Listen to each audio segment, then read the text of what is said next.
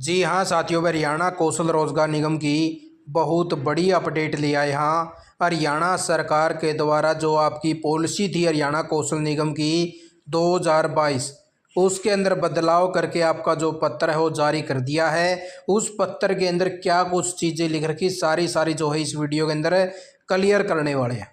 Short list message का इंतजार कर रहे युवाओं के लिए भी अच्छी खबर है। उनके अब जो शॉर्ट लिस्ट मैसेज आओगे कितने नंबर के ऊपर आओगे, कितनी बार जो है आपको नौकरी मिलेगी, किस प्रकार से आपके मैसेज आएंगे, सैलरी का जो है आपका प्रोसेस क्या रहने वाला है, क्या आप जो है लेवल चेंज भी कर सकते हैं, क्या आपकी ट्रेनिंग भी होगी, नॉमिनी को भी जो है क्या 3 लाख रुपए लेस के या फिर नॉमिनी को नौकरी मिलेगी, सारी जो है बातें इस वीडियो के अंदर रहने वाली। तो इस प्रकार से ये देख लीजिए, हरियाणा सरकार के द्वारा आज की डेट में जो है पत्र जारी कर दिया है और ऑल डिपार्टमेंट जितने भी हैं उनको जो है पॉलिसी चली जाओगी और हरियाणा कौशल निगम को भी यह जो पॉलिसी वही भेज दी गई है। इस प्रकार से यहाँ पे जो है अमेंडमेंट कराया हरियाणा सरकार ने, जो कॉन्ट्रैक्चुअल पर्सन पॉलिसी 2022 है उसके अंदर। इसके अंदर क्या कुछ बदलाव कराया गया भाई, जो भी मैन पावर हरियाणा कौशल रोजगार निगम से लगाने का काम कराया जावा है उसके रिकॉर्डिंग जो है सारी बातें यहाँ पे मेंशन करके आप बिल्कुल जो भी देख पाओगे 13 मई 2025। इसके अंदर साथियों सबसे पहला पॉइंट जो डाल दिया है इन्होंने, इसके अंदर बताया गया है भाई कि किस प्रकार से जो भाई इसके अंदर मैन पावर जो है रखने का काम कराया जावा है टाइम टू टाइम, चाहे वह एक्टिविटी तौर पर हो या फिर उनकी जो है सर्विस की ज़रूरत हो, तो उसी प्रकार से जो है मैन पावर जो है रखने का काम है कराया जावा है। यहाँ पे जो है बात करा, जो दूसरा पॉइंट इन्होंने डाला है इसके अंदर जो है डाला है ऑटो वालों के लिए। इसके अंदर लिखा भाई ये जो है एक जॉब वर्क पॉलिसी के तहत जो भाई टाइम टू टाइम सरकार के द्वारा इनके बारे में जो इन्फॉर्मेशन देती रहे, तो ये जो है एक जो आईटी प्रोफेशनल डिपार्टमेंट है उसके तहत जो है काम करते रहेंगे। उससे आगे बात करा भाई इन्होंने तीसरा नंबर पॉइंट डाला है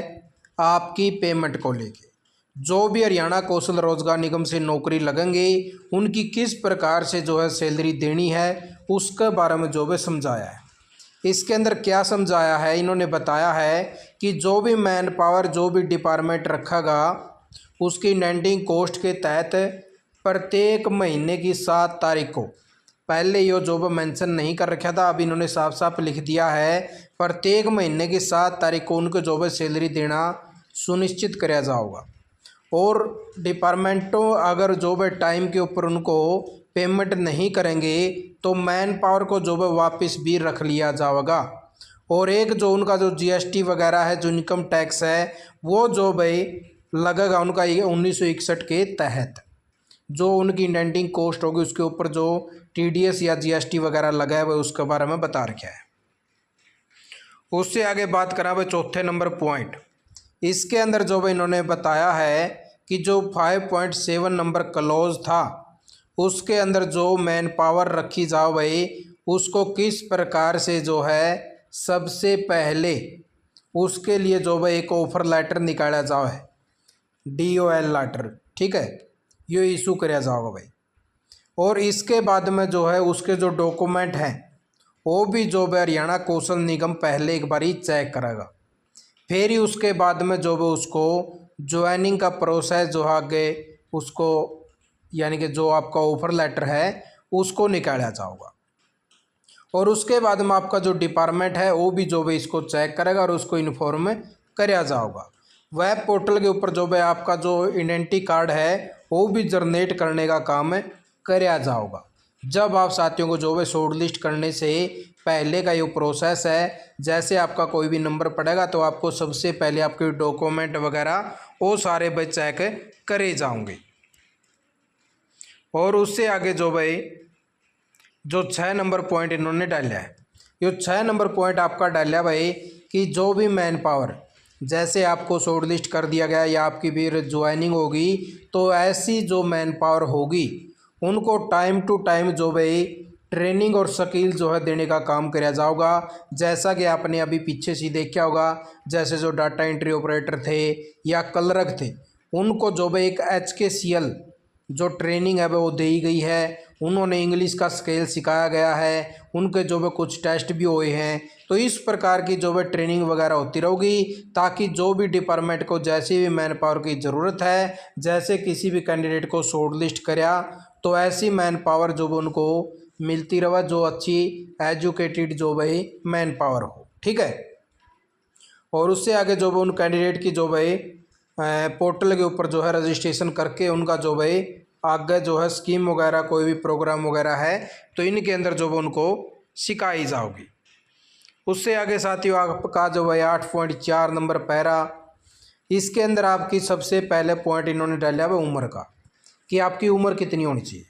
उम्र है भाई इसके अंदर 18 से लेके आपकी 42 साल की उम्र इसके अंदर होनी चाहिए। ठीक है, जैसे आप जो कोई भी फार्म भरो नौकरी के लिए उसके अंदर हो। उसके बाद में जो आपकी लास्ट एज होगी, मान लो कि आपने 18 से 42 में ज्वाइनिंग ले ली,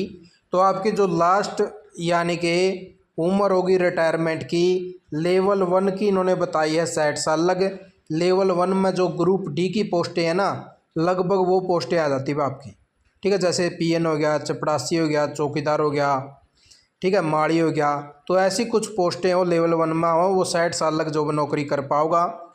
उससे आगे का जो जॉब रोल लेवल रहेगा वो 58 साल लग की रहोगी वह लास्ट एंड फाइनल, तब आपको जॉब रिटायरमेंट दे ही जाओगी। इसके अंदर जैसे कोई डिपार्टमेंटों के अंदर भी मैन पावर लगी हुई है, जैसे उनको पोर्ट कराया गया है, तो उनका बारे में जो भी वो मामला है। उसके बाद में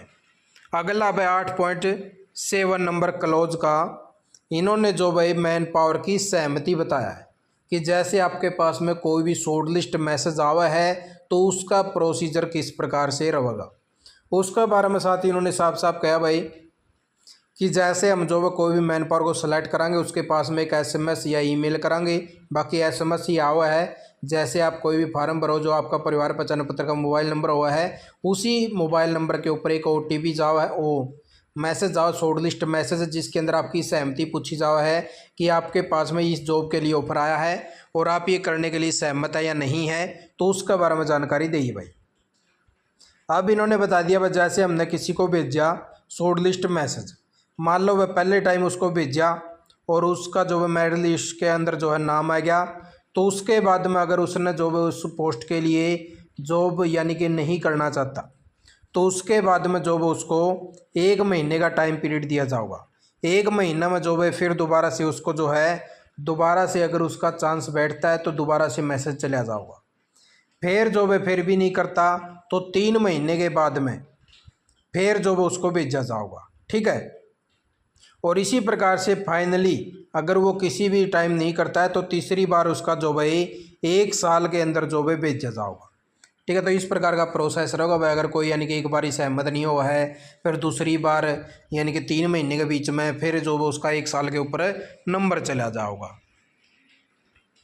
उसके बाद में आपकी जो पॉलिसी फाइनल बनाई भाई, जिसके अंदर आपको नंबर वाइज सिस्टम आपका रहेगा कि कितने नंबर पर आपको शॉर्ट लिस्ट करा जाएगा। वे नंबर है आपके, एक तो इनकम के 40 नंबर बना दिए, एज के 10, स्किल के 10, सीईटी के 10 और ईज ऑफ एम्प्लॉयमेंट जिस डिस्ट्रिक्ट के अंदर आप हैं उसके 10 नंबर। इनकम में आपके वही प्रोसेस बना दिया, 1 लाख लग है आपके 40 नंबर, 1 लाख से 180 है 30 नंबर, 180 से 3 लाख है 20 नंबर, 3 लाख से 6 लाख की इनकम है तो 10 नंबर। इस प्रकार से आपके जो भी इनकम के हिसाब से नंबर होंगे। एज के 24 से 36 है तो 10 नंबर, 36 से 42 है तो 5 नंबर मिलेंगे आपको। स्किल क्वालिफिकेशन या ईयर है आपके पास में तो 5 नंबर आपको दिए जाओगे भाई। आईटीआई है आपके पास में, एनएसक्यू सर्टिफिकेट वगैरह ये वाला भाई। Common eligibility test 10 number, ease of employment 10 number, same block के अंदर है 10 नंबर मिलेंगे और उसके यानी कि म्यूनसिपल कॉरपोरेशन एज पर परिवार पहचान पत्र के हिसाब से है तो 5 नंबर आपको दिए जाओगे भाई। और उससे आगे जो मैं बात करें आपकी रिजर्वेशन पॉलिसी भी इसके अंदर तैयार करी गई है। बस जैसे कोई भी कर्मचारी जैसे लगाया जाएगा तो उसको जो है रिजर्वेशन का भी लाभ जो इसके अंदर दिया जाएगा। अलग अलग प्रकार से जो जॉब रोल हैं, जैसे प्रत्येक डिपार्टमेंट वाइज डिस्ट्रिक्ट लेवल पे जैसे कोई भी डिमांड चली गई तो उसके हिसाब से जो उनको रिजर्वेशन का लाभ भी इसके अंदर दिया जाएगा भाई। और उससे आगे साथियों जो भाई आपकी 10वां पॉइंट यहाँ पे डाला गया है भाई, इसके अंदर इन्होंने बताया कि जैसे कोई भी डिपार्टमेंट है उसको जो है मैन पावर की डिमांड है, तो उन कैंडिडेट को जो भी एलिजिबल कैंडिडेट होंगे उसको मेरिट लिस्ट के हिसाब से जो भाई कितने नंबर है, कितनी क्वांटिटी है, उसके हिसाब से ही जो उस डिपार्टमेंट को भेजा जाएगा। उसके बाद में उनकी जो है सॉफ्ट स्किल भी रहेगी और उनको जो है ट्रेनिंग वगैरह जॉब रोल के हिसाब से जो भाई प्रोवाइड करवाया जाएगा निगम के द्वारा। उससे आगे जो है 11वां पॉइंट क्या डाला इन्होंने, 11वां पॉइंट के अंदर इन्होंने बताया है कि अगर कोई भी कैंडिडेट है, अगर उसको दोबारा से ज्वाइनिंग लेने की ज़रूरत पड़गी, मान लो वो कोई कैंडिडेट था और उसने जॉब रिज़ाइन दे दिया, अपना रिज़ाइन दे दिया, तो वो जो चाहे कि मुझे जो है दोबारा से फिर नौकरी की ज़रूरत है, फिर दोबारा से नौकरी की ज़रूरत है, तो उसके ऊपर जो भाई उसको मेरिट लिस्ट के हिसाब से अगर वो कंसिडर करता है, यानी कि मेरिट लिस्ट के अंदर आता है, तो दोबारा से फिर उसको ज्वाइनिंग देने का काम भी किया जाएगा भाई। उससे आगे अगर कोई कैंडिडेट जो भाई किसी का कॉन्ट्रैक्ट ख़त्म हो गया या किसी को हटाने का काम कर दिया, तो इस केस में भी जो वो उस कैंडिडेट को दोबारा से फिर जो वो उसके अंदर अगर वो एलिजिबल है, मान लो कि कोई रेगुलर कर्मचारी आ गया उसके कारण जो वो उसको हटा दिया, तो ऐसी कुछ कंडीशन के अंदर जैसे उसको जो है मेरिट लिस्ट के हिसाब से दोबारा से नौकरी देने का काम जो है कराया जा सका है, यानी कि दोबारा से फिर जो उसको नौकरी मिल सका है। अगर कोई कॉन्ट्रैक्ट ख़त्म हो गया या टर्मिनेट कर दिया या फिर जो है कोई रेगुलर कर्मचारी आ गया इस वेस में, और ऐसा कर्मचारी जिसको जो है टर्मिनेटेड किया गया है, यानी कि उसके ऊपर कोई केस वगैरह था या किसी की परफॉर्मेंस अच्छी नहीं थी, उस केस में उसको दोबारा ज्वाइनिंग नहीं मिलेगी। ठीक है, यानी कि अगर उसको भाई किसी रेगुलर कर्मचारी के आने से या उसका कॉन्ट्रैक्ट ख़त्म होने से ऐसी नौबत में तो दोबारा से ज्वाइनिंग मिल जाएगी मेरिट लिस्ट के हिसाब से, अगर वो चांस उसका आता है। तो अगर उसकी कोई परफॉर्मेंस अच्छी नहीं रही या फिर उसका मिस भी वगैरह कुछ रहा, तो इस केस में उसको दोबारा ज्वाइनिंग नहीं दी जाओगे भाई। अच्छा, जॉब रोल भी चेंज कर सका भाई। यहाँ पे 11 पॉइंट बी नंबर ऐसा दिया पैरा, इसके अंदर इन्होंने बताया कि कोई लेवल 1 का कर्मचारी है और अपनी वो जो भाई अपनी क्वालिफिकेशन हाईएस्ट ले रहा है, वो हाईएस्ट लेवल की ले रहा है। अब जैसे लेवल 1 में तो ग्रुप डी की पोस्ट आ गई, तो इन्होंने बताया भाई वो जो अपना फार्म भरेगा और अगर वो एलिजिबल, यानी कि जो भी पैरा बना रखा है भाई इतने नंबर होने चाहिए, इतने नंबर होने चाहिए, अगर वो एलिजिबल होया तो उसको जो भाई इसके अंदर भी मौका दिया जा इसका है। ठीक है, यानी कि उसको फार्म वगैरह जो भाई यहाँ पे भरना पड़ेगा और फिर ही जो भाई लगातार उसको जो ऑलरेडी लगा हुआ है, ऑलरेडी वो है वर्किंग पे भी होना चाहिए, फिर वो जो है फार्म भरेगा, अगर वो एलिजिबल होया इस चीज़ के लिए हाईएस्ट जॉब के लिए, तो उसको दोबारा से फिर जो है नंबर के हिसाब से ही शॉर्ट लिस्ट कराया जाएगा। उसके बाद में साथियों 12 नंबर पैरा देखा भाई, अगर कोई कर्मचारी के साथ में अगर कोई दुर्घटना हो जाती है, हरियाणा कौशल निगम का कर्मचारी है, तो इस केस में जो है अगर उसकी डेथ वगैरह हो जाती है, तो उस कर्मचारी को क्या भाई यहाँ पे 3 लाख रुपये दिए जाएंगे या फिर नॉमिनी को जो भाई कॉन्ट्रैक्चुअल जॉब भी मिलेगी, यानी कि हरियाणा कौशल निगम की जॉब भी उसको जो है ऑफर करी जाओ, अनुकंपा के आधार पर नौकरी मिलेगी या।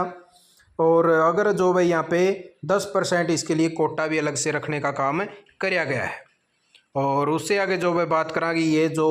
प्राइवेट सेक्टर वगैरह भाई, यानी कि इंडिया से बाहर की भी नौकरी हैं, तो ऐसे कुछ जो भाई इन्होंने इस पॉलिसी के अंदर भी मेंशन कर रखा है, तो इनको भी जो भाई इस प्रकार से इसके अंदर जोड़ने का काम किया गया है। तो इस प्रकार से जो भाई आप साथ लगी यही पूरी पॉलिसी थी, यही जो है आपके लिए ताज़ा इन्फॉर्मेशन लेके आए थे। आपका जो है अच्छे से सारी बातें समझ में आ गई होगी, फिर भी जो है नहीं आई है तो आप मैसेज कर देना भाई, दोबारा से फिर कोई वीडियो के अंदर आपको क्लियर कर देंगे। आप साथ वीडियो देखिए, आपका बहुत बहुत धन्यवाद। जय हिंद, जय भारत, जय हरियाणा।